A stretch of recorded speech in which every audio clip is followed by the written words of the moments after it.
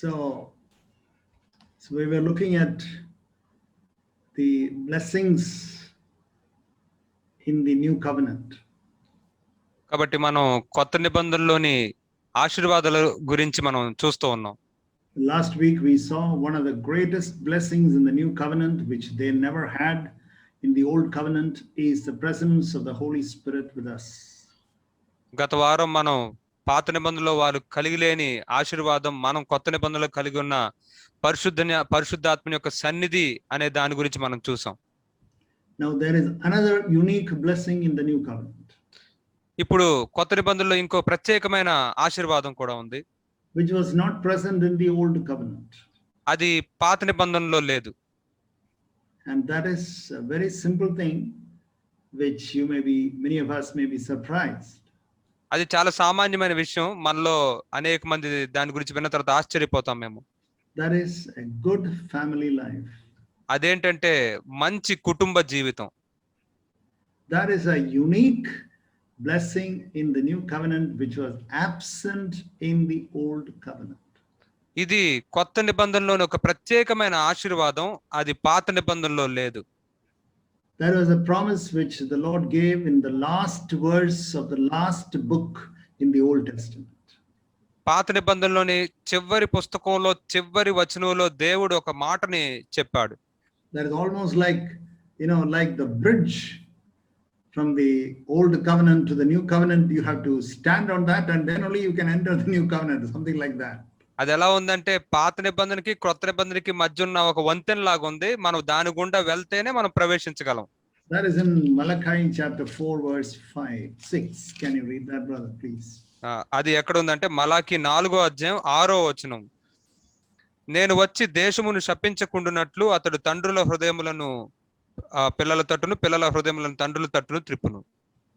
In the new covenant, the mark, we can say one of the marks of a person who has entered into a new covenant life is that there will be a good family life.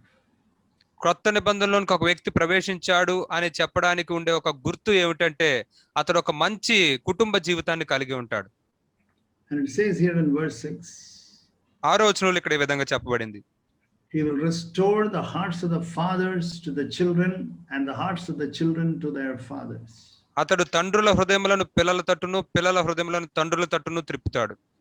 We can say when it says fathers, we can say that parents, fathers and mothers. మరి ఇక్కడ తండ్రులు అని చెప్పబడినప్పుడు తల్లి తండ్రులు అని మనం చెప్పుకోవచ్చు.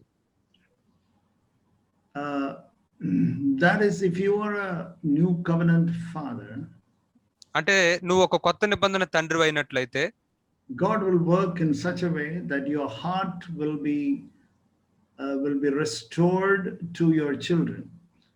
దేవుడు ఏ విధంగా నీలో పనిచేస్తాడంటే నీ యొక్క హృదయం నీ పిల్లల వైపు అది ఉండేటట్లుగా ఆయన పని చేస్తూ ఉంటాడు. And the children's hearts will be restored to you. మరియు పిల్లల యొక్క హృదయం కూడా నీ వైపు ఉండేటట్లుగా ఆయన చేస్తూ ఉంటాడు. And if you are fortunate and blessed to have a good wife who is born again and who believes in the new covenant, then she can also join with you in this fight. మరి నువ్వు చక్కగా మరి నువ్వు ఒక మంచి భార్యని, తిరిగి జన్మించిన భార్యని, యేసుని వెంబడిస్తూ నమ్ముతున్న భార్యను నువ్వు కలిగినట్లయితే ఆమె కూడా నీతో పాటు ఈ దీంట్లో పని చేస్తుంది. But some are not blessed to have a good wife. Then we can say you can still hold on to this which says, Lord, you have said that the fellowship between me and my children will be good. ఒకవేళ కొంతమందికి మంచి భార్యలను కలిగి ఉండే అవకాశం లేకుండా ఉంది, దాని సందర్భంలో అప్పుడు మనం అడగచ్చు, దేవా నువ్వు చెప్పినట్లుగా తండ్రులు పిల్లల యొక్క హృదయం ఏకమై ఉంటాయి అన్నట్లుగా నువ్వు ఆ విధంగా చెయ్యి అని అడగచ్చు. And all parents, please listen. తల్లిదండ్రులందరూ దీన్ని దయచేసి ఆలకించండి. It is not the responsibility of the children to be restored to you, but it is your responsibility to be restored to them. ఇక్కడ చూసినట్లయితే పిల్లలు తల్లిదండ్రుల వైపు వాళ్ళు తిరగడం అనేది ప్రాముఖ్యమైనది కాదు, కానీ తల్లిదండ్రులే పిల్లల వైపు తిరగాలి. You are the one who should pray for them. మీరే వారి గురించి ప్రార్థించవలసిన వారు. You should spend time with them. వారితో మీరే సమయాన్ని గడపాలి. You should joke with them, play with them. వారితో మీరు హాస్యంగా ఉండాలి, వారితో ఆడుకుంటూ ఉండాలి. You should pray with them. మీరే వాళ్ళతో కలిసి ప్రార్థించాలి. When they are small, you should, play with them and lie down with them and, allow them to jump over you and all that. మరి వాళ్ళు చిన్నపిల్లలుగా ఉన్నప్పుడు వాళ్ళు మీతో ఆడుకోనివ్వాలి, వాళ్ళతో కలిసి మీరు పడుకోవాలి, మీ మీద నుంచి వాళ్ళు దూకేటట్లుగా గెంతులు వేసేటట్టుగా కూడా మీరు అనుమతించాలి. I'm referring to young families. ఈ మధ్య వివాహమైన వారితో కూడా నేను మాట్లాడుతూ ఉన్నాను.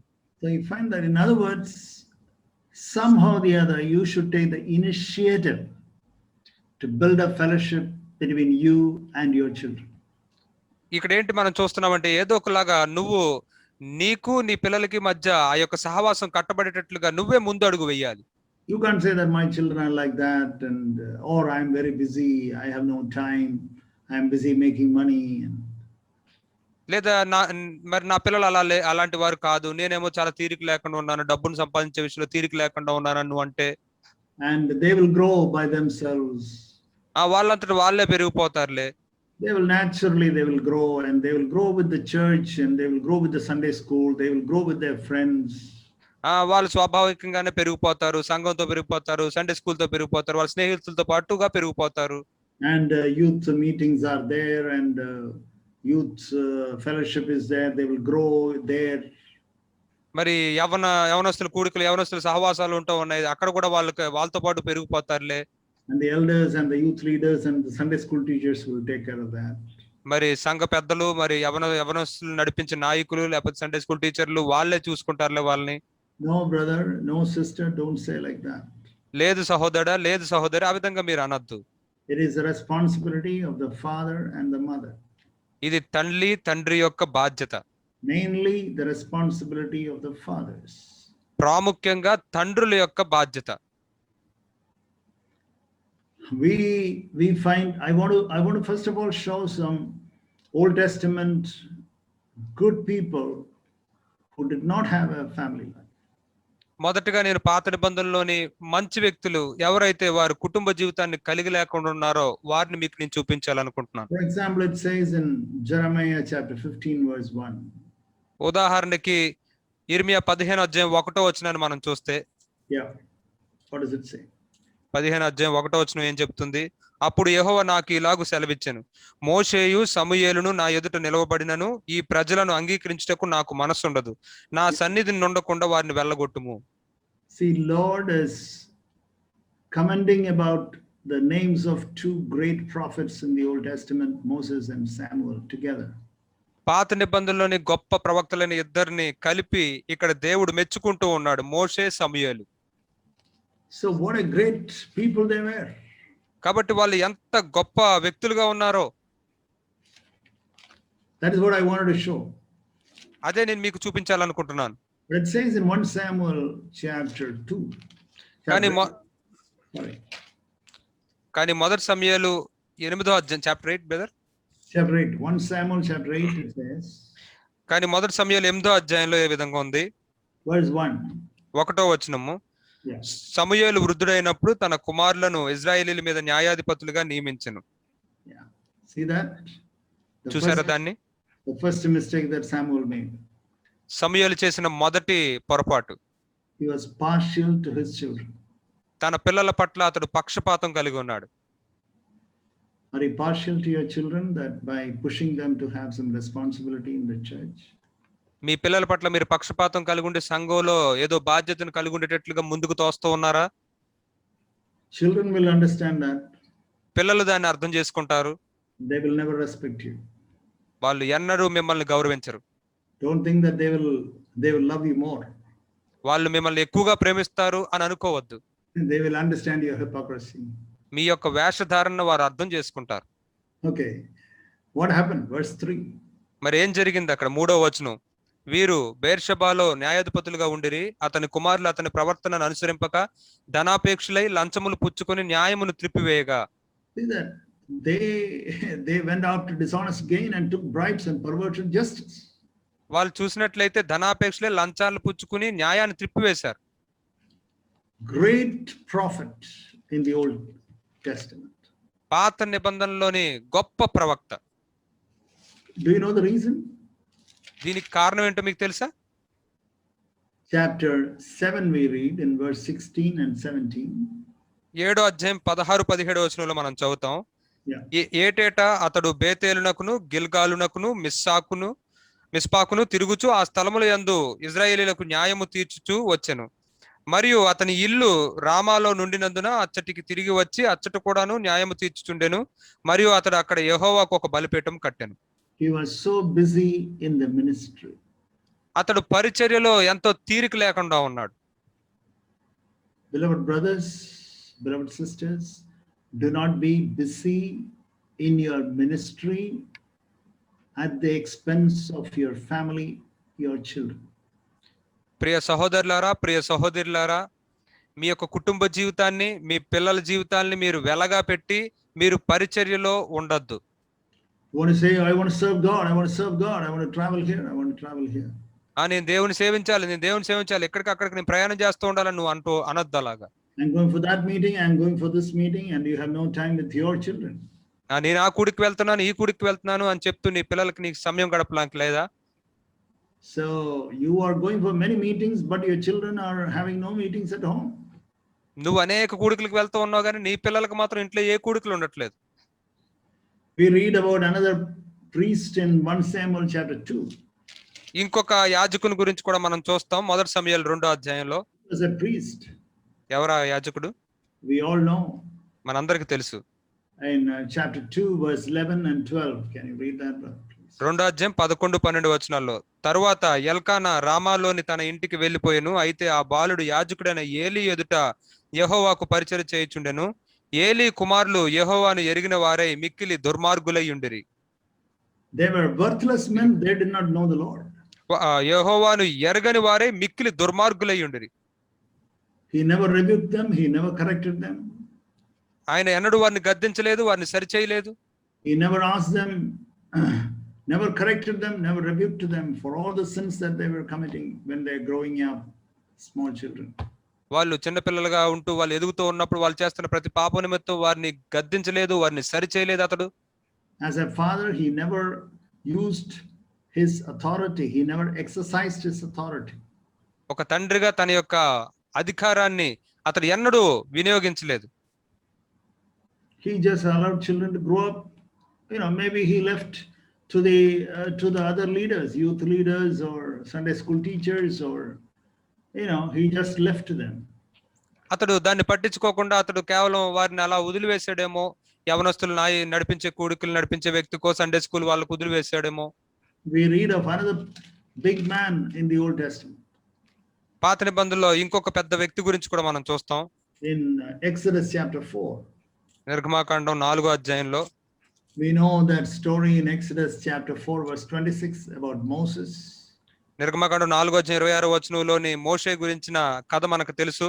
This is the only one thing we know about his family, that they had a fight. He and his wife had a fight. అతని యొక్క కుటుంబ జీవితం గురించి మనకి ఇది ఒక్కటే తెలుసు. అతడు తన భార్యకి కూడా ఒక గొడవ జరిగిందని మనకి ఇక్కడ అర్థమవుతుంది. Yeah, it's a significant verse 26. 26వ వచనం చాలా మరి ప్రాముఖ్యమైన వచనం ఇక్కడ. Yeah. అప్పుడు ఆమె, ఈ సున్నతిని బట్టి నీవు నాకు రక్త సంబంధమైన పెనిమిటి వైతివనెను. You are a bridegroom of blood because of the circumcision. ఈ సున్నతిని బట్టి నీవు నాకు రక్త సంబంధమైన పెనిమిటివి. These are some of the examples of the old covenant, which I want to say great men. None of them were bad people. They were all great men I'm talking about. ఇవి పాత నిబంధనలోని కొన్ని ఉదాహరణలు. వీళ్ళు చెడ్డవారని నేను చెప్పట్లేదు, వాళ్ళు చాలా గొప్ప వ్యక్తులు. But you find that they had very poor families. కానీ వాళ్ళు వారి కుటుంబ జీవితం సరిగ్గా లేకుండా ఉండడం మనం చూస్తున్నాం. The case of Job, he had very good children. యోబు విషయంలో అయితే అతడు చాలా మంచి పిల్లల్ని కలిగి ఉన్నాడు. We don't find anything written about that, about them, about the children, but it says that at least they were all, you know, submissive and obedient to the father. పిల్లల గురించి ఎక్కువ మనకేం చెప్పబడలేదు, కానీ మనకి వాళ్ళు తండ్రికి లోబడే వాళ్ళని మనకు అర్థమవుతుంది. They were willing to submit to the father when he prayed for them. మరి వాళ్ళ గురించి అతడు ప్రార్థిస్తున్నప్పుడు అతనికి లోబడ్డానికి వాళ్ళు ఇష్టపడుతూ ఉన్నారు. But he had a very difficult wife. కానీ అతనికి ఎంతో క్లిష్టమైన భార్య ఉంది. At the time of stress and trial, she gave a very bad suggestion. అతడు చాలా శోధనలో, ఒత్తిడిలో, శ్రమల్లో ఉన్నప్పుడు ఎంతో చెడ్డ సలహాని ఆమె ఇస్తూ ఉంది. But let us now come to the new covenant. కానీ ఇప్పుడు మనం కొత్త నిబంధనలోనికి వద్దాం. I want to show in Acts chapter 16. అపోస్తుల కార్యాలు 16వ అధ్యాయంలోని ఒక వచనాన్ని మీకు చూపించాలనుకుంటున్నాను. Verse 3, we find a beautiful family. 3వ వచనంలో ఒక చక్కని కుటుంబాన్ని మనం చూస్తాం. 16 verse 3, please read. 16వ అధ్యాయం 3వ వచనం. అతడు తనతో కూడా బయలుదేరి రావాలని పౌలు కోరి అతని తండ్రి గ్రీసు దేశస్థుడిని ఆ ప్రదేశంలోని యూదులకు అందరికీ తెలియను గనుక వారిని బట్టి అతన్ని తీసుకొని సున్నతి చేయించెను. It says there in verse 1, Timothy was a son of a Jewish woman. We know that Eunice, but his father was a Greek, verse 1. 16వ అధ్యాయం 1వ వచనం బట్టి మనం చూస్తే తిమోతి ఒక యూదురాలి కుమారుడు అని మనకు అర్థమవుతుంది. ఆమె యునేకే, కానీ అతని తండ్రి మాత్రం గ్రీస్ దేశస్థుడు.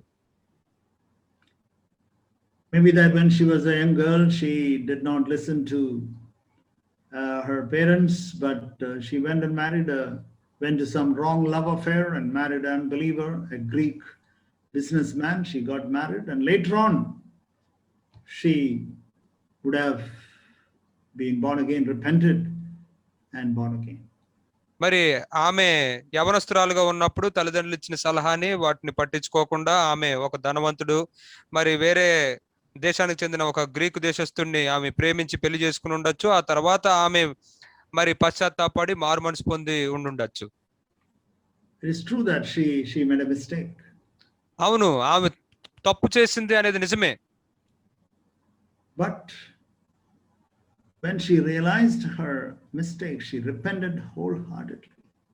కానీ ఆమె తప్పును ఆమె గుర్తించినప్పుడు ఆమె పూర్ణ హృదయంతో మారు మనసు పొందింది. She repented wholeheartedly and said, Lord, now that you have given me a baby boy, Lord, I want to raise him up for you, to fear you. ఆమె నిజంగా పూర్ణ హృదయంతో మారు మనసు పొంది, తండ్రి నేను తప్పు చేశాను, కానీ ఇప్పుడు నాకు ఒక శిశువుని ఇచ్చావు, మగ శిశువుని, అతన్ని నీ కోసం నీ యందు భయభక్తులతో పెంచాలని అనుకుంటున్నాను. And when Paul came to that church, he observed Timothy. కానీ అక్కడ మనం చూస్తే పౌలు ఆ సంఘానికి వచ్చినప్పుడు తిమోతిని గమనిస్తూ ఉన్నాడు. In verse 2 it says he was well spoken of by the brethren. 2వ వచనంలో మనం చూసినట్లయితే సహోదరుల వలన మంచి పేరు పొందినవాడు. So take courage, mothers, even if you are the only one and father is not interested, doesn't matter. You can still raise your children as Timothys. తల్లులు మీరు ప్రోత్సహించబడండి ఈ విషయంలో. మీ భర్తలు మీకు ఈ విషయంలో ఆసక్తి చూపించకపోయినట్లయితే మీరు తిమోతిల వలె మీ పిల్లలను కూడా మీరు పెంచొచ్చు. And he became an apostle. He became a co-worker of Paul. మరి అతడు అపోస్తలుడు అయిపోయాడు. పౌలు యొక్క సహపరిచారుడు, పరిచయం చేసేవాడు అయిపోయాడు. Paul observed him, and Paul thought he was a faithful man. I will take him with me for my ministry. పౌలు అతన్ని గమనించాడు. అతను చాలా నమ్మకమైన వాడని గుర్తించి నాతో పాటు పరిచర్యకి నేను తీసుకువెళ్తానని నిర్ణయించుకున్నాడు. Now, beloved brothers, beloved sisters, I want to give you some promises, about at least 4 promises from the Old Testament, but referring to the New Covenant. I want to give you 4 promises regarding your children. ఇప్పుడు మీకు ఒక 4 వాగ్దానాలు, అవి పాత నిబంధన కాలంలో ఉన్నప్పటికీ కూడా అవి కొత్త నిబంధనని సూచిస్తూ ఉన్న 4 వాగ్దానాలు నేను మీకు ఇప్పుడు చెప్పాలనుకుంటున్నాను. Please underline those. If you have not already underlined, I would say please underline them and pray to God every day. ఒకవేళ వీటిని ఇంతకు ముందు మీరు గమనించకపోయినట్లయితే లేదా గీత పెట్టుకుని గమనించకపోయినట్లయితే వాటిని మరలా మీరు ప్రాముఖ్యంగా గీత పెట్టుకుని గుర్తు పెట్టుకుని దాన్ని మీరు మరలా ధ్యానించండి. For example, look at chapter 45, Isaiah 45:11. ఉదాహరణకి యెషయా 45వ అధ్యాయం 11వ వచనం. Please read. యెషయా 45వ అధ్యాయం 11వ వచనం. ఇజ్రాయేలు పరిశుద్ధ దేవుడకు సృష్టికర్త అయిన యెహోవా ఈ మాట సెలవిచ్చున్నాడు, రాగల వాటిని గూర్చి నన్ను అడుగుదురా, నా కుమారులను గూర్చి నా హస్త కార్యములను గూర్చి నాకే ఆజ్ఞాపింతురా. He says, the Lord God says, it says in verse 11, the Lord, the Holy One of Israel and his Maker, ask me ఇక్కడ about the things to come concerning my sons, and you shall commit to me the work of my hands. 11వ వచనం మనం చూస్తే మరి పరిశుద్ధుడైన దేవుడు ఆయన అంటూ ఉన్నాడు, నన్ను అడుగుదురా, రాగల వాటిని గూర్చి నా కుమారులను గూర్చి నా హస్త కార్యములు గూర్చి నన్ను అడుగుదురా. Please ask me. It says not your sons, not the work of your hands. It says they are my sons and work of my hands. Your children are called like that. మరి ఆయన నన్ను అడగండి అంటున్నాడు. ఆయన ఇక్కడ మీ కుమారులు మీ కార్యములు అని అంటలేదు, ఆయన నా కుమారులు నా హస్త కార్యములు అని చెప్పి వాటి గురించి అడగండి అంటున్నాడు. That is the first promise that we have. Lord, you have said that we can pray about our children. అది మనం కలిగి ఉండే మొదటి వాగ్దానం. ప్రభువా, మన పిల్లల గురించి మనం ఆ విధంగా ప్రార్థించాలి. Lord, they are your work, your children. ప్రభువా, వారు నీ పిల్లలు, నీ హస్తకార్యాలు. Therefore, I want to pray, I want to ask you regarding your sons, my children. కాబట్టి నీ కుమారులు నా బిడ్డల గురించి నేను ప్రార్థించాలనుకుంటున్నాను. So in chapter 49, 49వ అధ్యాయంలో verse 25, the last part. 25వ వచనంలోని చివరి భాగాన్ని మనం చదువుకుందాం. నీ పిల్లలను నేనే రక్షించెదను. I will save your sons. నీ పిల్లలను నేనే రక్షించెదను. I hope you will have some faith tonight. ఈ రాత్రి మీరు విశ్వాసాన్ని కలిగి ఉంటారని నేను అనుకుంటున్నాను. That you can hold on to that, you can put your finger there on that verse and say, Lord, you have said that you shall save my sons. మీ వేలుని అక్కడ పెట్టి ఆ వచనం దగ్గర పెట్టి, ప్రభువా నువ్వు చెప్పావు నా పిల్లలను నువ్వే రక్షిస్తానని చెప్పావు. Sons means daughters also. ఇక్కడ పిల్లలు అంటే అబ్బాయిలు అమ్మాయిలు కూడా. You shall save them. నువ్వే వారిని రక్షిస్తావు. Okay, I want to show you another one, 54:13. 54వ అధ్యాయం 13వ వచనాన్ని కూడా మీకు చూపిస్తాను. నీ పిల్లలందరూ యెహోవా చేత ఉపదేశం నొందుదురు, నీ పిల్లలకు అధిక విశ్రాంతి కలుగును. All your sons will be taught of the Lord. In other words, in the margin it says, all your sons shall become disciples. నీ పిల్లలందరూ ఉపదేశం నొందుతారు. ఇంకొక మాటలో మనం ఇక్కడ ఏమని రాస్తుందంటే నీ పిల్లలందరూ కూడా శిష్యులు అవుతారు. That is what the Lord says. Lord has given you the promise, beloved brother, beloved sister. All your sons, all your children, all your girls, daughters will become disciples. అదే ప్రభు చెప్తున్నాడు, ప్రియ సోదరి సోదరులారా, నీ పిల్లలందరూ కూడా నీ కుమార్తెలు కూడా వాళ్ళు శిష్యులు అవుతారు. And the well-being of your children will be great. మరియు మీ పిల్లల యొక్క సమృద్ధి లేదా అధిక విశ్రాంతి కలిగి ఉంటారు. The well-being of your children will be great. మీ పిల్లల యొక్క స్థితి చాలా చక్కగా ఉంటుంది, మెరుగ్గా ఉంటుంది. They will not be unemployed and looking for a job and suffering without having proper salary. No. It won't be like that. మీ పిల్లలు ఇబ్బంది పడుతూ ఉద్యోగం లేక వాళ్ళు ఎత్తుక్కుంటూ అలా ప్రయాసపడుతూ ఇబ్బందులు పడుతూ వాళ్ళు లేదు, అలా ఆ విధంగా ఉండరు. Okay, what about Isaiah 59? సరే, 59వ అధ్యాయంలో చూద్దాం. యెషయా 59 verse 21. What does it say? Read, brother. 21వ వచనంలో అక్కడ ఏం చెప్పబడిందో మనం చూద్దాం. నేను వారితో చేయు నిబంధన ఇది, నీ మీదనున్న నా ఆత్మయు నేను నీ నోట నుంచిన మాటలను నీ నోట నుండి నీ పిల్లల నోట నుండి నీ పిల్లల నోట నుండి ఈ కాలం మొదలుకొని ఎల్లప్పుడూ తొలగిపోవు అని యెహోవా సెలవిచ్చున్నాడు. My spirit and my words which I have put in your mouth shall be in your children and your children's children.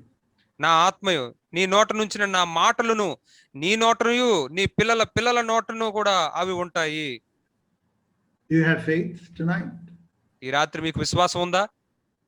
Or you say, Lord, all these things I've said, but I don't think it will come to me in my life. ప్రభువా, ఇవన్నీ నువ్వైతే చెప్పావు కానీ ఇవన్నీ నా జీవితంలోకి వస్తాయి లేదో నాకు తెలియదు అని నువ్వంటే, No, beloved brother, not beloved sister, don't say like that. లేదు ప్రియ సహోదరుడా, లేదు ప్రియ సహోదరి, మీరు ఆ విధంగా చెప్పొద్దు. Lord, I trust you that you shall make my children a blessing. ప్రభువా నేను నిన్ను నమ్ముతూ ఉన్నాను, నువ్వు నా పిల్లలను ఒక ఆశీర్వాదకరంగా చేస్తావు అని. Okay, in order to have such a child, what shall we do? అటువంటి బిడ్డను మనం కలిగి ఉండడానికి మనం ఏం చేయాలి? It says in Proverbs chapter 22 verse 6. సామెతలు 22వ అధ్యాయం 6వ వచనంలో ఈ విధంగా చెప్పబడింది. Proverbs chapter 22 verse 6. సామెతలు 22వ అధ్యాయం 6వ వచనం, బాలుడు నడవవలసిన త్రోవను వానికి నేర్పుము, వాడు పెద్దవాడైనప్పుడు దాని నుండి తొలగిపోడు. Train up a child in the way he should go, and even when he is old, he will not depart from it. బాలుడు నడవలసిన త్రోవను వానికి నేర్పుము, వాడు పెద్దవాడే వృద్ధుడైనప్పుడు దాని నుండి తొలగిపోడు. So you have to train him up. కాబట్టి నువ్వు అతన్ని శిక్షణలో తీసుకుని వెళ్ళాలి, అతన్ని నడిపించాలి, నేర్పించాలి. If you train him up as a person who is stingy and loves money and all that, he will grow up like that, loving money like that. ఒకవేళ నీ బిడ్డను నువ్వు ఒక పిసినారిగా, డబ్బును ప్రేమించేవాడుగా నువ్వు పెంచితే అతను ఆ విధంగానే పెరుగుతాడు. Or if you think that always you talk about that person, this person, they have become big and they have become world famous and they are earning this much and they got that qualification, this qualification, they became big and they became big. And then the child also will become, okay, I have to become big, I have to become big, I have to become big. మరి ఒకవేళ నువ్వు నీ పిల్లలతో ఆ వ్యక్తిని చూడు, అతన్ని చూడు, అతను ఎంతగా పెద్దగా ఎదుగుతున్నాడో, ప్రపంచంలో ఎంత పేరు సంపాదిస్తున్నాడో, ఎంత డబ్బును సంపాదిస్తున్నాడో చూడు, ఎంత గొప్ప వ్యక్తి అయిపోయాడో చూడని నువ్వు చెప్తే అతను కూడా ఆ విధంగా ఆలోచించి నేను పెద్దోడిని అయిపోవాలి, పెద్ద వ్యక్తిని అయిపోవాలి, గొప్ప వ్యక్తిని అయిపోవాలి అనుకుంటూ ఆలోచిస్తాడు. If you always talk about, okay, you should get into engineering or medicine and you have to go to America and you keep on, the whole atmosphere is medicine, engineering and going to US, then the child also will be motivated like that. ఒకవేళ నువ్వు ఈ విధంగా చెప్తూ ఉన్నావు అనుకోండి, నీ పిల్లవాడితో engineering చదవాలి, లేకపోతే నువ్వు డాక్టర్ అవ్వాలి, ఇంజనీరింగ్ చదవాలి, డాక్టర్ అవ్వాలి అని అటువంటి వాతావరణాన్ని నువ్వు సృష్టిస్తే అతను కూడా అదే వాతావరణంలో పెరిగి అదే విధంగా ఆలోచిస్తూ ఉంటాడు. I'm not saying that you should not go to America or Spain, or I'm not saying that. మీరు ఆ విధంగా మీరు అతను అమెరికా వెళ్ళాలని మీరు ప్రోత్సహిస్తూ ఉండడం అదే నేను తప్పు అని చెప్పటం లేదు. If it is God's will, do it. Please go. అది ఒక దేవుని చిత్తం అయితే దయచేసి ఆ విధంగా జరగనివ్వండి, అతను వెళ్ళనివ్వండి. But కానీ how are we training our children? కానీ మన పిల్లల్ని ఏ విధంగా మనం పెంచుతూ ఉన్నాం, శిక్షణలో తీసుకుని వెళ్తూ ఉన్నాం. On the other hand, if you train your child to do God's will and to become a disciple, then he will always know, I don't know whether it is God's will, I want to pray, I want to find out, I want God's will, I want to have the peace of God and all that. Then he will grow up like that. ఇంకొక పక్కన మనం చూసినట్టయితే నీ బిడ్డను నువ్వు ఒకవేళ దేవుని చిత్తాన్ని కనిపెట్టే వ్యక్తిగా, ఒక శిష్యుడిగా పెరిగే వ్యక్తిగా నువ్వు పెంచుతూ ఉండి దేవుని చిత్తాన్ని కనిపెట్టమని నేర్పిస్తూ ఉంటే అతను కూడా ఎదిగిన తర్వాత ఇది దేవుని చిత్తమో కాదో నేను కనిపెట్టాలి, నాకు సమాధానం కావాలి అనే విధంగా పెరుగుతాడు. It is not only just theory. చూడండి, ఇది కేవలం ఏదో అక్షరాన్ని పాటించడం కాదు. It is not just a matter of theory. ఇదేదో ఒక మాటల్లో చెప్పుకునే విషయం కాదు ఇది. They are observing you. వాళ్ళు మిమ్మల్ని గమనిస్తూ ఉన్నారు. It is not, I have heard of parents who say that, oh brother, I have sent my children for Sunday class and youth fellowship and all that, but now they are going after girlfriends and they are going into the world. మరి కొంతమంది తల్లిదండ్రుల దగ్గరికి వచ్చి ఈ విధంగా చెప్పడం నాకు జ్ఞాపకం ఉంది సహోదరుడా, నా పిల్లలు సండే స్కూల్లో పెరిగారు, సహవాసంలో ఉంటూ ఉన్నారు, కానీ ఇప్పుడు లోకంలోని స్త్రీల వెనకాల వాళ్ళు ప్రేమిస్తూ వెళ్ళిపోతూ ఉన్నారు. There you have to see whether the child has seen an example in you. ఆ విషయంలోకి వస్తే మనం నీ యొక్క పిల్లవాడు, నీ యొక్క బిడ్డ నీలో మాదిరిని చూశాడా? In various trials and difficulties that you have gone through, have they seen a man of faith in you, an honest person in you, a humble person in you, a person who is willing to give up, a person who is willing to yield? Has your child seen that in you? మరి నువ్వు ఇబ్బందుల్లో, శ్రమల్లో వెళ్తూ ఉన్నప్పుడు నువ్వు విశ్వాసంగా ఉండే వ్యక్తివని, నువ్వు దీనుడువని, యథార్థంగా ఉండేవాడువని, అవసరమైతే వదులుకునేవాడువని, నువ్వు లోబడేవాడువని, అటువంటి వ్యక్తిగా నిన్ను చూస్తూ ఉన్నాడా నీ బిడ్డ? It says that about Timothy, Paul writes in 2 Timothy, he writes that you have sincere faith, the same type of faith which your mother Eunice had. మరి 2 తిమోతికి రాసిన పత్రికలో పౌలు తిమోతి గురించి రాస్తూ ఉన్నాడు, నీ యొక్క తల్లి కలిగి ఉన్న విశ్వాసమే నువ్వు కూడా కలిగి ఉన్నావు. So you find that parents have to be good examples. కాబట్టి మనం ఇక్కడ ఏం చూస్తున్నామంటే తల్లిదండ్రులు ఒక మంచి మాదిరిగా ఉండాలి. Okay, if the parents are not good examples, then you cannot blame your children. మరి తల్లిదండ్రులు ఒక మంచి మాదిరిగా లేకపోయినట్లయితే మీరు మీ పిల్లల్ని నిందించలేరు. You know, you can read that in 2 Timothy 1:5. It's an amazing verse. మీరు దాన్ని చదవచ్చు. 2 తిమోతికి రాసిన పత్రిక 1:5 What does it say? First of all, he says that particular faith, sincere faith in you. అతను ఏం చెప్తూ ఉన్నాడంటే నీలో ఉన్న ఆ యొక్క నిష్కపటమైన విశ్వాసం అని అంటున్నాడు. 2 Timothy chapter 1. 2 తిమోతికి రాసిన పత్రిక 1:5 it says sincere faith within you. నీ యందున్న నిష్కపటమైన విశ్వాసమును. And then it says in verse 5, which first dwelt in your grandmother Lois and your mother Eunice, and I'm sure that is in you as well. Verse 5. 5వ చివరి భాగంలో మనం చూస్తున్నాం, ఆ విశ్వాసం మొదట నీ అవ్వయ అయిన లోయిలోను నీ తల్లి అయిన యునికేలోను వసించెను, అది నీ యందు సహవసించుచున్నదని నేను రూఢిగా నమ్ముచున్నాను. So beloved brothers and sisters, కాబట్టి ప్రియ సహోదరి సహోదరులారా, you have to train your child properly. I told you that. నేను మీకు చెప్పాను, మీ పిల్లల్ని మీరు సరిగ్గా పెంచాలి. That is not by talk. That is not only by teaching and telling the Bible stories. అది కేవలం మాటలతోనే కాదు, ఏదో మనం బైబిల్ కథలు చెప్పడమో ఏదో కథలు చెప్పడం నోటితో మాత్రమే కాదు. You know, children have many eyes. పిల్లలకి చాలా కళ్ళు ఉంటాయి. And then they will see. మరి వాళ్ళు చూస్తారు. I remember asking a group of teenagers one question once. ఒకానొక సమయంలో ఒక యవనస్తులందరినీ కొంతమందిని నేను ఒక ప్రశ్న అడిగింది జ్ఞాపకం ఉంది. You know, it was a very revealing question and a very revealing answer. చాలా ఒక ప్రత్యక్షమైన ప్రశ్న, చాలా ప్రత్యక్షమైన జవాబు కూడా వచ్చింది అక్కడ. I asked, there were about 50 of them. అక్కడ సుమారు ఒక 50 మంది ఉన్నారు. వారిని అడిగాను, do you want a perfect father or you want an honest father? మీకు పరిపూర్ణుడైన తండ్రి కావాలా లేకపోతే యథార్థమైన తండ్రి కావాలా? And all of them, whoever answered, all of them said, we don't want perfection in my parents, but we want honesty in their parents. వాళ్ళందరూ కూడా ఏం జవాబు ఇచ్చారంటే ఒకటే జవాబు ఇచ్చారు, మాకు పరిపూర్ణుడైన తండ్రి అక్కర్లేదు కానీ యథార్థంగా ఉండే తండ్రి మాకు కావాలి. See that is what teenagers want from their parents. చూసారా, యవనస్తులు వాళ్ళ యొక్క తల్లిదండ్రుల నుంచి కోరుకునేది, ఆశించేది అదే. You tell that, okay, you should not tell lies, and then you tell lies at home and in the office, and when visitors come, when you speak to others or to the brothers, you tell lies and children hear all that. మరి మీ పిల్లలకి మీరు అబద్ధాలు ఆడొద్దని చెప్తారు, మరి మీరు ఇంట్లో ఉద్యోగం చేసే చోట మళ్ళీ ఎవరైనా ఇంటికి వచ్చినప్పుడు మీరు అబద్ధాలు ఆడతారు, వాళ్ళ గురించి మీరు చాడీలు చెప్తూ ఉంటారు, వాళ్ళు వింటారు. It is all a matter of telling lies. అది అబద్ధాలు చెప్పడం అనే విషయం ఇక్కడ. And then it is telling lies and children hear that and learn that and see that and they think that it is all right for me to tell lies. మరి పిల్లలు దాన్ని చూస్తారు, దాన్ని ఆలకిస్తారు, మరి నేను కూడా అబద్ధాలు చెప్పడం పర్వాలేదని వాళ్ళు అనుకుంటారు. You know the story of a father who went to the teacher మరి and complained. మరి ఒక తండ్రి ఉపాధ్యాయ దగ్గరికి, టీచర్ దగ్గరికి వెళ్ళి ఒక ఫిర్యాదు చేయడం మనం ఒక కథ తెలుసు. Oh teacher, ma'am, this class, your children are very bad. All are like petty thieves, all small thieves. Teacher గారు, మీ యొక్క పిల్లలందరూ కూడా చిన్న చిన్న దొంగల్లాగా ఉన్నారు, వీళ్ళందరూ దొంగల్లాగా ఉన్నారు అని చెప్పాడు. And then teacher said, "Hey sir, why are you saying all this? Why are you so angry? Why are you calling all my students as thieves? They are only just 3rd standard boys." అప్పుడు teacher గారు ఆ తండ్రితో అన్నారు, ఎందుకనండి మీరు మా పిల్లలందరినీ కూడా దొంగలని పిలుస్తూ ఉన్నారు, వాళ్ళు కేవలం 3వ తరగతి చదువుతున్న వాళ్ళే కదా, వాళ్ళని ఎందుకు దొంగలని పిలుస్తున్నారు?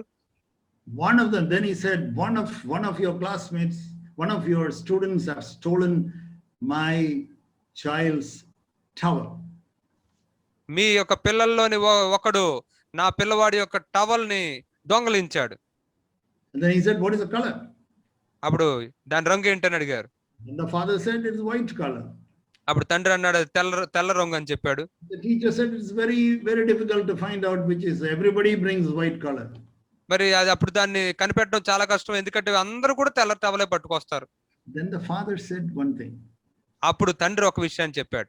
Teacher, very easy to find out. It is written on that towel, Indian Railways. Teacher గారు కనిపెట్టడం సులువే, ఎందుకంటే ఆ తెల్ల టవల్ మీద ఇండియన్ రైల్వేస్ అని రాసి ఉంటది. Who was a thief? దొంగ ఎవరు? Who is a thief? దొంగ ఎవరు? The father or the child? తండ్రా లేకపోతే పిల్లవాడా?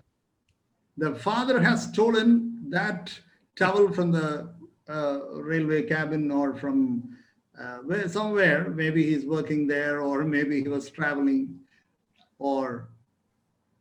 and then he came home and the child started using that. మరి తండ్రి మరి ఆ ట్రైన్ లో వెళ్తున్నప్పుడు లేకపోతే ఆయన ఉద్యోగం చేస్తున్నప్పుడు ఎక్కడి నుంచో ఆ ఇండియన్ రైల్వేస్ అని రాసిన టవల్ ని దొంగలించి ఇంటికి తీసుకొచ్చాడు, పిల్లవాడు దాన్ని ఉపయోగిస్తున్నాడు. So beloved brothers, beloved sisters, never think that you can raise your child beyond your level. No. కాబట్టి ప్రియ సహోదరి సహోదరులారా, మీ పిల్లల్ని మీ స్థాయి కంటే ఎక్కువ మీరు పెంచేయగలరని మీరు ఎన్నడూ ఊహించద్దు. You cannot raise your children beyond your level. మీ స్థాయి కంటే ఎక్కువగా మీ పిల్లల్ని మీరు పెంచలేరు. See, mothers, you say to your children that you should obey me and submit to me and obey me. Whatever I say, you should obey me. మరి తల్లులు మీరు పిల్లలతో అంటారు, నేనేం చెప్పినా మీరు నాకు లోబడాలి, నేను చెప్పేదానికి మీరు మాట వినాలి, లోబడాలని చెప్తారు. But you do not obey your husband. కానీ నువ్వు మాత్రం నీ భర్తకు విధేయత చూపించు. Dear brothers, you do not obey God. ప్రియ సహోదరులారా, మీరు దేవునికి లోబడటం లేదు.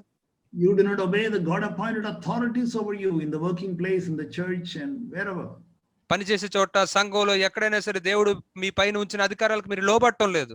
There are authorities everywhere, civil authorities, police, elders, teachers, bosses, everywhere we have got authorities. ప్రతి చోట కూడా మనకు పైన అధికారులు ఉంటూ ఉన్నారు. సమాజపరంగా చూసిన పోలీసులు అధికారులు ఉంటున్నారు, టీచర్లు ఉంటున్నారు, పెద్దలు ఉంటున్నారు.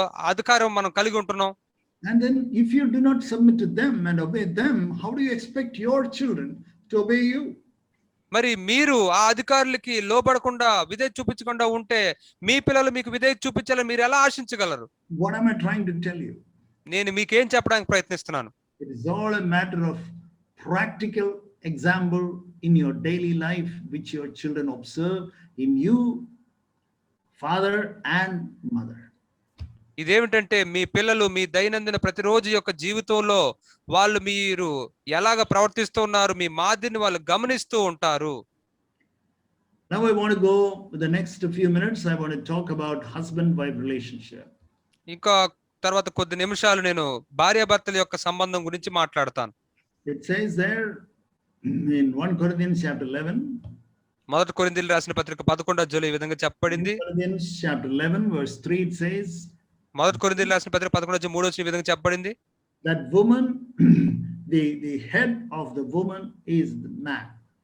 స్త్రీకి శిరస్సు పురుషుడు. Yeah, can you read that, brother, please? 3వ వచనం 11:3. మొదటి కొరింథీయులకు రాసిన పత్రిక 11వ అధ్యాయం 3వ వచనం. ప్రతి పురుషునికి శిరస్సు క్రీస్తునియు, స్త్రీకి శిరస్సు పురుషుడనియు, క్రీస్తునకు శిరస్సు దేవుడనియు మీరు తెలుసుకొనవలెను కోరుచున్నాను. Yeah, that's okay. So then it says in the middle, it says man is the head of a woman. అక్కడ ఏం చెప్పబడుతుందంటే మధ్యలో స్త్రీకి శిరస్సు పురుషుడు. Remember that. దాన్ని మీరు గుర్తుంచుకోండి. Okay, the same thing we read in Ephesians chapter 5 verse 23. ఇదే విషయాన్ని ఎఫెసీయులకు రాసిన పత్రిక 5వ అధ్యాయం 23వ వచనంలో కూడా మనం చదువుతాం. Ephesians chapter 5 verse 23. ఎఫెసీయులకు రాసిన పత్రిక 5వ అధ్యాయం 23వ వచనం.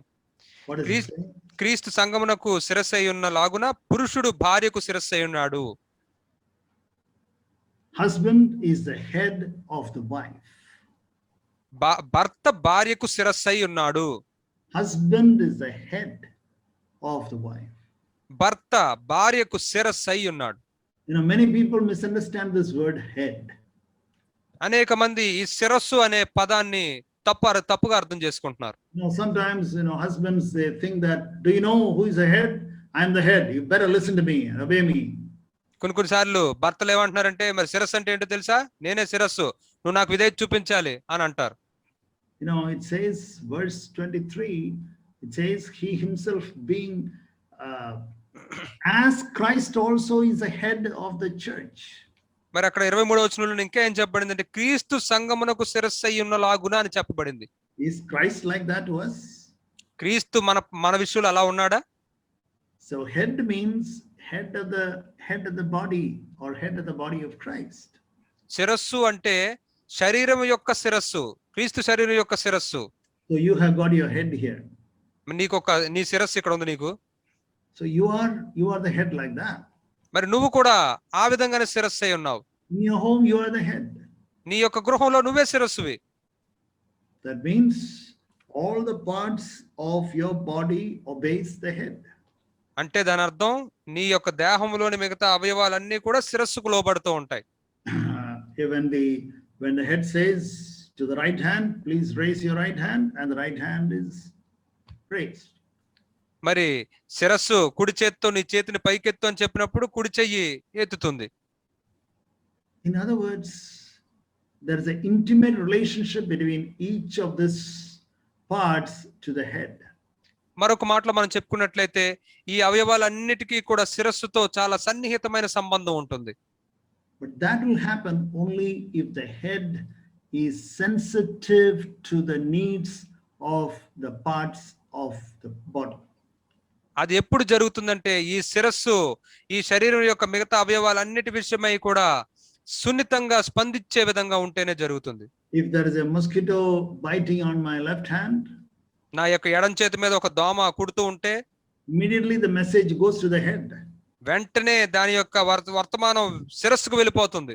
And then there is another message goes to my right hand and say hit it and kill it. వెంటనే శిరస్సు నుంచి ఇంకొక వర్తమానం కుడి చేతికి వచ్చి ఈ యొక్క ఎడం చేతి మీద దోమని చంపేమని చెప్తుంది. And if my toe is hit somewhere, the head will say now sit down there and help that. ఒకవేళ నా యొక్క బొటన వేలుకి ఎక్కడైనా దెబ్బ తగిలితే వెంటనే నువ్వు కూర్చుని దాని విషయమై చూడు అని నా శిరస్సు చెప్తుంది. In other words, the head is sensitive to all the needs of the members. ఇంకొక మాటలో మనం చెప్పుకున్నట్లయితే ఈ శిరస్సు దేహం యొక్క మిగతా అవయవాలన్నిటి యొక్క అవసరతలకి కూడా చాలా వెంటనే స్పందించే సున్నితంగా ఉంటుంది. When you say that you are the head, that doesn't mean that you can be a tyrant and a dictator in your house. నువ్వు ఒక శిరస్సు అని చెప్పినప్పుడు నువ్వు ఒక మూర్ఖుడిలాగా ఒక నియంతలాగా ఉండడం అని దాని అర్థం కాదు. As the days go by, you should be a better husband means, a better head means you become more and more sensitive to all the different parts of your body. నువ్వు దినాలు గడిచే కొలది ఒక శ్రేష్టమైన భర్తగా శ్రేష్టమైన శిరస్సుగా నువ్వు ఉండడం అని చెప్తున్నప్పుడు దాని అర్థం నువ్వు నీ దేహంలోని మిగతా అవయవాలన్నిటి యొక్క అవసరతలకి సున్నితంగా ఉండాలి. Even a small finger is affected, immediately the head comes and helps. ఒక చిన్న వేలుకి గాయం తగిలినా సరే వెంటనే శిరస్సు వచ్చి సహాయం చేస్తుంది. Are you sensitive to your wife like that?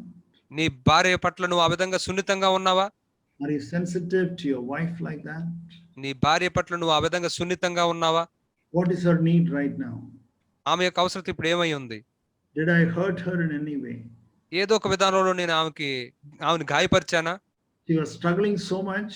Did you offer any help? ఆమె ఎంతో ఇబ్బంది పడుతూ ఉంది, ప్రయాసపడుతుంది, నువ్వు సహాయపడ్డావా? Maybe that you are in the market or you had gone out and then you can phone up and say, I am in the market for something else. Shall I buy something? Do you want something? నువ్వు మార్కెట్కి వెళ్ళావు, బజార్లోకి వెళ్ళి అక్కడి నుంచి నువ్వు phone చేసావు, ఏమైనా నేను కొనమంటావా, నీకు ఏమైనా కావాలా నువ్వు అడిగావా? Maybe that you went there for some other need. నువ్వు అక్కడ బహుశా ఏదో వేరే అవసరత కోసం వెళ్ళావు. But then suddenly you remember your wife. There may be some need that she has and to phone her up and find out. అప్పుడు వెంటనే నీకు జ్ఞాపకం వస్తుంది నీ భార్యకి ఏదైనా అవసరం ఉండొచ్చు, ఆమెకు వెంటనే ఫోన్ చేసి నేను అడగాలి. Or maybe that in the morning that you went to the office but the wife said she has got a very bad headache in the morning. మరి నువ్వు ఉదయం ఉద్యోగానికి వెళ్తూ ఉన్నప్పుడు నీ భార్య నీతో అంది చాలా ఎక్కువ తలపోటు వస్తుంది అని చెప్పి నీతో అంది. And in the midst of that your busy job, just to take 3 minutes and phone her up how she is. ఆ యొక్క తీరిక లేని ఆ యొక్క ఉద్యోగం చేస్తున్నప్పటికీ కూడా ఒక 3 నిమిషాలు సమయం తీసుకుని ఆమె ఎలా ఉందో కనుక్కోవడానికి నువ్వు ఫోన్ చేయి. Or maybe some words that you have used was a little rough and a little rude, and then to go and apologize to her. ఏదో కొన్ని మాటలను ఉపయోగించినవి చాలా కరుకుగా చాలా కఠినంగా ఉన్నాయి, వెళ్ళి ఆమెకు క్షమాపణ చెప్పు. That is to be sensitive. సున్నితంగా ఉండడం అంటే ఇదే. Then you don't have to say that you had to submit and you had to obey. She will obey and she will submit. అప్పుడు నువ్వు నాకు విధేయత చూపించు, నువ్వు నాకు లోబడు అని నువ్వు చెప్పక్కర్లేదు, ఆమె లోబడుతుంది, ఆమె విధేయత చూపిస్తుంది. To such a loving husband, do you think that your wife will not submit? అంతగా ప్రేమించే భర్తకి భార్య లోబడదని నువ్వు అనుకుంటున్నావా? Never. She will submit. లేదు, ఎన్నడూ అలా జరగదు, ఆమె ఖచ్చితంగా లోబడుతుంది. And a word for sisters in chapter 5, Ephesians chapter 5 verse 22. సహోదరులకి ఎఫెసీయులకు రాసిన పత్రిక 5వ అధ్యాయం 22వ వచనంలోని మాట, Wives, be subject to your own husbands as to the Lord. స్త్రీలారా ప్రభువునకు వలె మీ సొంత పురుషులకు లోబడి ఉండుడి. No questions asked. When the Lord says take baptism, we take baptism. ఇంకా ఇక్కడ ప్రశ్నలు ఏం లేవు. ప్రభు నేను బాప్తిసం తీసుకోమని చెప్పినప్పుడు బాప్తిసం తీసుకోవడమే. Don't try to argue and fight and then finally come, okay, Lord, I'll do it. నువ్వు ఏదో పోరాడి తగులుబడి తర్వాత ప్రభు సరే సరే నేను తీసుకుంటాను. And such a lot of arguments and fights at home and finally, okay, I'll do. అదే విధంగా ఇంట్లో కూడా ఎన్నో తగాదాలు జరిగి గొడవలు జరిగి సరే సరే నేను చేస్తానులే అని అంటావా? Not like that. ఆ విధంగా కాదు. The Lord says something, we say, yes, Lord, I'll do it. ప్రభు ఏదైనా చెప్పినప్పుడు సరే ప్రభు నేను చేస్తాను నువ్వు చెప్తావు. Of course, the husbands are not as perfect and wise as the Lord. నిజమే, భర్తలు ప్రభు వలె చాలా పరిపూర్ణంగా జ్ఞానంగా లేరు. And therefore you can always tell your opinion. Sometimes your husband may be asking you something wrong. Maybe he's taking a foolish decision. మరి కొన్నిసార్లు నీ భర్త బుద్ధిహీనమైన నిర్ణయాలు తీసుకోవచ్చు, అప్పుడు నువ్వు నీ యొక్క ఉద్దేశాన్ని అభిప్రాయం నువ్వు తెలియపరచచ్చు. So you can always, in all meekness, you can tell that, but I think it is better that we do like this, or I don't think we should do this. There is nothing wrong in saying that. మరి చాలా సాత్వికంతో మృదుత్వంతో నువ్వు ఈ విధంగా చేయడం మంచిది కాదు, ఇది విధంగా కాకుండా ఇంకోలా చేస్తే మంచిది అని నువ్వు చెప్పొచ్చు. When the Lord created Eve, she was called as a suitable helper. ప్రభు అవ్వను సృష్టించినప్పుడు ఆయన ఏం చెప్పాడంటే సాటి అయిన సహాయంగా ఆమెను సృష్టించాడు. Do you know this word helper comes in the New Testament? కొత్త నిబంధనలో ఈ సహాయకుడు అనే మాట వస్తుంది తెలుసా? Last week we saw. గత వారం మనం చూసాం. Holy Spirit is called helper. పరిశుద్ధాత్ముడు సహాయకుడు అని పిలువబడ్డాడు. The same word the Lord is calling you. You are like the Holy Spirit, dear sisters who are married. అదే మాటతో ప్రభు మిమ్మల్ని పిలుస్తూ ఉన్నాడు, ప్రియ సహోదరులారా ఎవరైతే వివాహం చేయబడ్డారో. And the Holy Spirit is always hidden but always supports you, helps you, supports you, strengthens you. పరిశుద్ధాత్ముడు ఎల్లప్పుడూ కూడా దాగి ఉంటాడు, కానీ ఎల్లప్పుడూ నీకు సహకరిస్తూ ఉంటాడు, సహాయం చేస్తూ ఉంటాడు, నిన్ను ప్రోత్సహిస్తూ ఉంటాడు. What a blessed sister you can be if you are like that. నువ్వు ఆ విధంగా ఉంటే ఎంత దీవెనకరమైన ఆశీర్వాదకరమైన సహోదరిగా నువ్వు ఉంటావు. Instead of finding fault and criticizing and always finding some reason or the other and always finding fault and accusing your husband. ఎల్లప్పుడూ నీ భర్తలో ఏ తప్పు ఉందా ఎప్పుడు నిందిస్తూ తప్పులు కనిపెడుతూ ఆ విధంగా నువ్వు ఉంటే No, that is not God's will. లేదు, అది దేవుని చిత్తం కాదు. Do you know the purpose of marriage? వివాహం యొక్క ఉద్దేశం ఏంటో మీకు తెలుసా? We all have heard that it is for companionship, it is for children, it's for sex, all that. మరి పిల్లల నిమిత్తం లైంగిక పరమైన విషయాల కోసం వాళ్ళు కలుస్తూ ఉన్నారు, ఇట్లాంటివన్నీ మనం వింటా ఉంటాం. The Bible says very clearly in 1 Thessalonians chapter 4. మొదటి తెస్సలోనికీయులకు రాసిన పత్రిక 4వ అధ్యాయంలో బైబిల్ చాలా స్పష్టంగా చెప్తుంది. In the context of marriage it says, వివాహం అనే దాని సందర్భంలో ఈ విధంగా చెప్తుంది. verse 3. 3వ వచనంలో, For this is the will of God, your sanctification, that is, that you abstain from sexual immorality. మీరు పరిశుద్ధులగుటయే అనగా మీరు జారత్వమునకు దూరంగా ఉండుటయే దేవుని చిత్తము. Yeah, when you have time you can read the whole chapter. మీకు సమయం ఉన్నప్పుడు మీరు ఆ అధ్యాయం అంతటిని మీరు చదువుకోవచ్చు. So your sanctification is God's will for you in marriage. వివాహంలో మీ పట్ల దేవుని యొక్క చిత్తం ఏమై ఉందంటే మీరు పరిశుద్ధులు అవ్వాలని. That the husband should become more and more like Jesus Christ. భర్త మరింత ఎక్కువగా యేసయ్య వలె ఆయన రూపాంతరం చెందుతూ ఉండాలి. And the wife should become more and more like Jesus Christ. భార్య కూడా మరి ఎక్కువగా యేసయ్య లాగా మార్పు చెందుతూ ఉండాలి. Using all the temptations, we spoke about that a couple of weeks ago. కొద్ది వారాల క్రితం కూడా మనం విన్నట్లుగా వచ్చిన శోధనలన్నింటినీ కూడా మనం ఉపయోగించుకోవాలి. We said, do not waste your temptations. మనం చెప్పాం అప్పుడు మన యొక్క శోధనని మీ యొక్క శోధనలు మీరు వృధా చేసుకోవద్దు. When temptations come from your wife, learn to humble yourself and die and become like Christ. నీ భార్య దగ్గర నుంచి నీకు శోధనలు వచ్చినప్పుడు నువ్వు తగ్గించుకుని నువ్వు ఉపేక్షించుకుని క్రీస్తులాగా మారడానికి అది ఉపయోగించుకో. And when the temptations come from your husband, dear sister, learn to humble yourself and die and become like Christ. నీ భర్త దగ్గర నుంచి సహోదరి నీకు శోధనలు వచ్చినట్లయితే నువ్వు తగ్గించుకుని నువ్వు ఉపేక్షించుకుని ఆ విధంగా యేసయ్యలాగా అవ్వడానికి ఆ శోధనను ఉపయోగించుకో. Become sanctified, become more and more holy and sanctified as the days go by. దినాలు గడిచే కొలది కూడా మీరు పరిశుద్ధులుగా మరి ఎక్కువ పరిశుద్ధులుగా అవుతూ ఉండాలి. Yeah, in that children will come, sex will come, pleasure will come, companionship will come, friendship will come, all these things, cooking will come, all these things will come. మరి ఆ యొక్క విషయంలో నుంచి పిల్లలు వస్తారు, ఈ లైంగికమైన విషయాలు వస్తాయి, ఇద్దరు కలిసి స్నేహితుల్లాగా ఉంటారు, తర్వాత రకరకాల విషయాలన్నీ అందులోంచి వస్తూ ఉంటాయి. But that is not the main thing. ఇవన్నీ ప్రధానమైన విషయాలు కాదు. The most important thing is that you should become like Jesus Christ. చాలా అత్యంత ప్రాముఖ్యమైన విషయం ఏమిటంటే మీరు యేసయ్యలాగా మారాలి. Having children is not the main thing.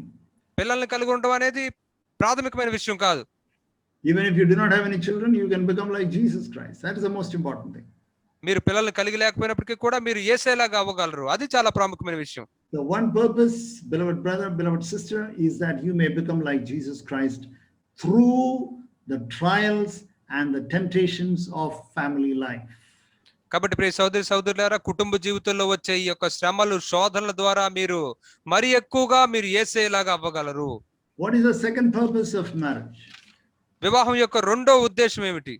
Or we can say that what is the second important truth regarding marriage? లేదా వివాహం విషయం వచ్చేసరికి రెండో ప్రాముఖ్యమైన విషయం ఏమిటి, సత్యం ఏమిటి? That is, as the days go by, you tempt the other person less and less and less.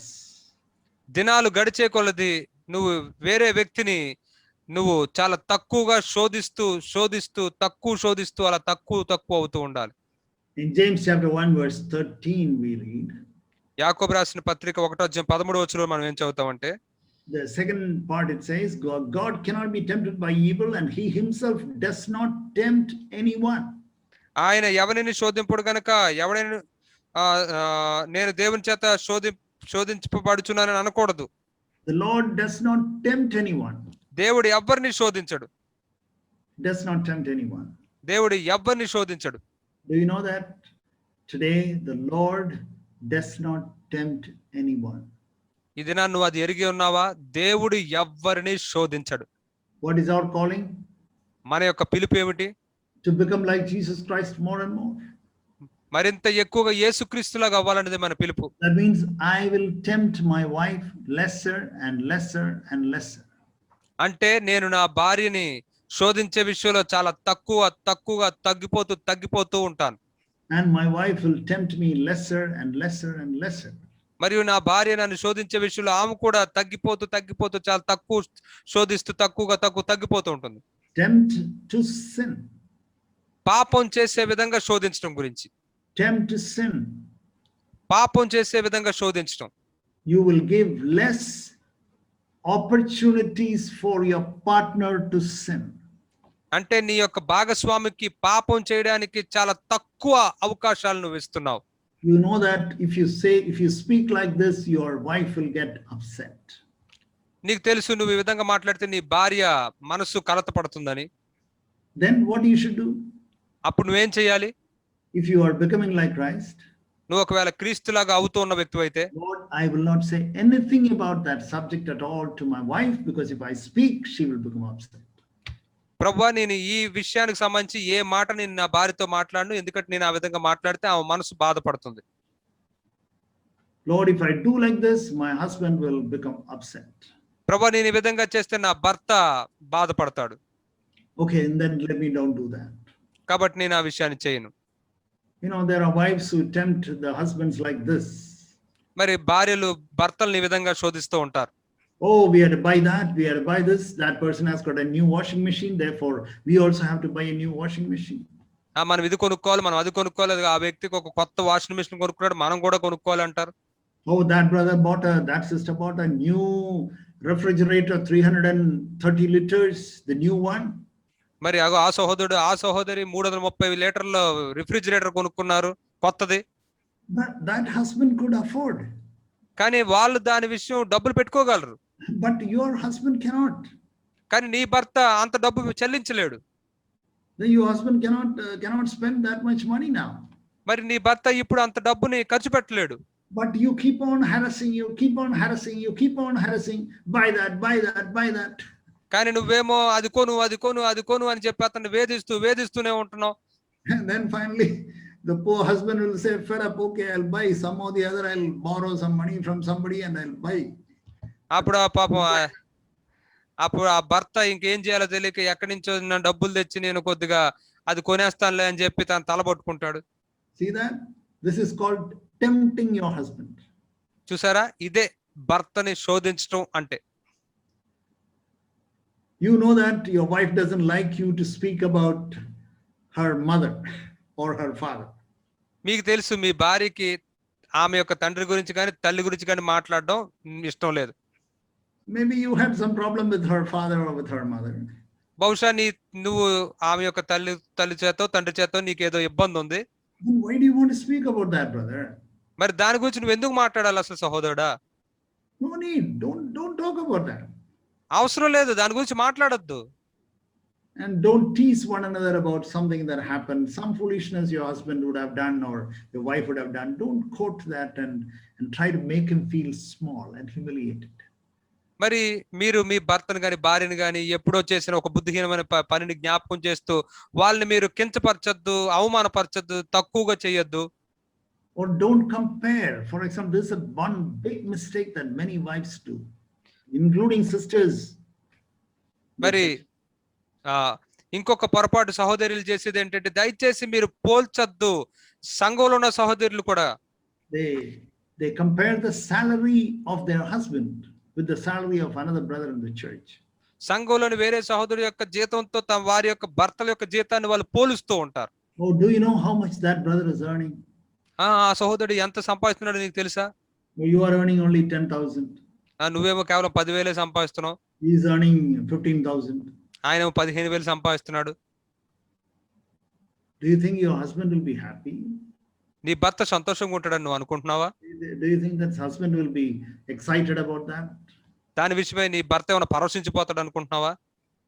You are tempting him. నువ్వు అతన్ని శోధిస్తున్నావు. He will become discouraged.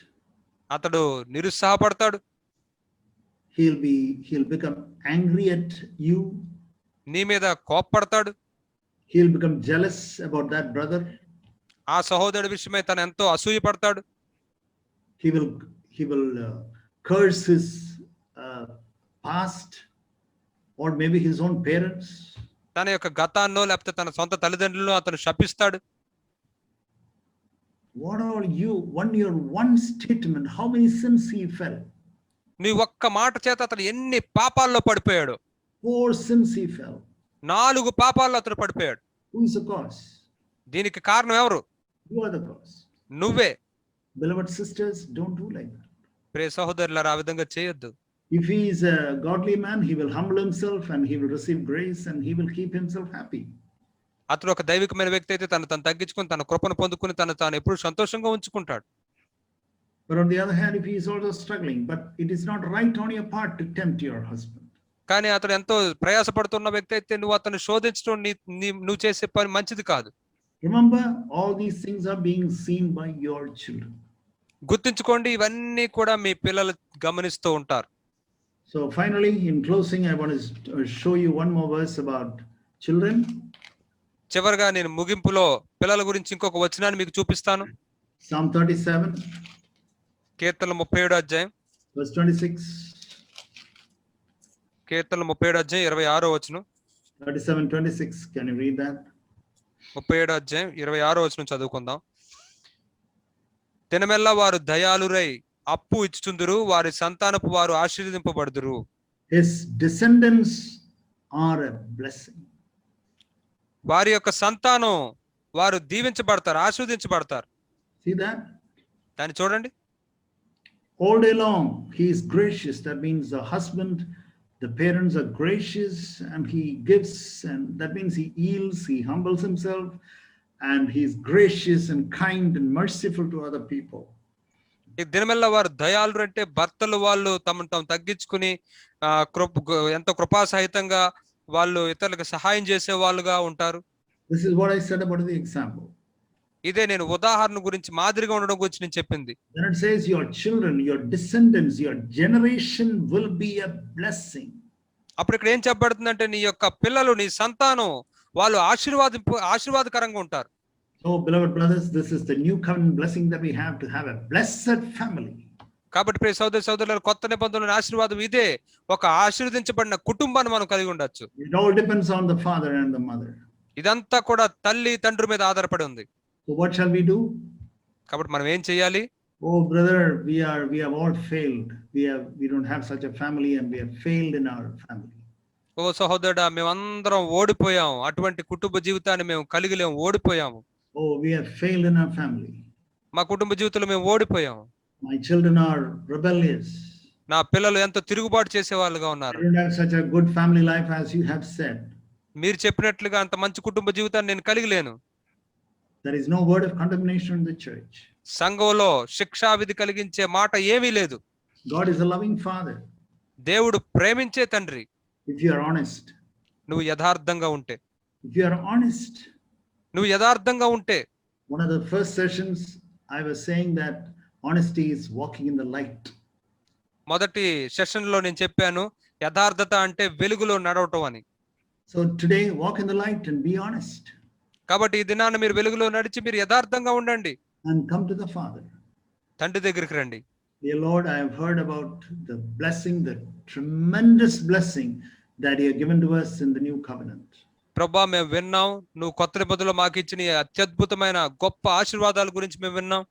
Oh, I wish that all those fathers and mothers and the families that are hearing me would decide today, Lord, I want a family that will be a light and salt and that would bring glory to your name. మరి ఇక్కడ ఉన్న తల్లిదండ్రులు, భర్తలు, భార్యలు, మీరందరూ కూడా ఈ దినాన ప్రభువా మేము నీకు మహిమ తెచ్చేదిగా, ఒక వెలుగుగా, ఒక ఉప్పుగా ఈ లోకంలో మేము ఉండాలని తీర్మానం చేసుకుంటున్నారని నేను ఆశపడుతూ ఉన్నాను. Don't listen to the devil and say that it is not possible for you. అపవాది మాట విని మీకు అది అసాధ్యము అని చెప్పే మాటను నమ్మద్దు. Let the Lord rebuke him. ప్రభు అతన్ని గద్దించనివ్వండి. Have faith, beloved brother, beloved sister. ప్రియ సహోదరి, ప్రియ సహోదరుడు, విశ్వాసాన్ని కలిగి ఉండండి. Whatever may be the depth of discouragement that you are in, God can lift you up. నువ్వు ఎంత నిరుత్సాహపు ఊబిలో పడిపోయినప్పటికీ కూడా ప్రభు నిన్ను లేవనెత్తగలడు. Matthew chapter 18 verse 19. మత్తయి సువార్త 18:19. It says in chapter 18 verse 19, very easy to remember, Matthew 18:19. ఇది గుర్తించుకోవడానికి చాలా సులభం.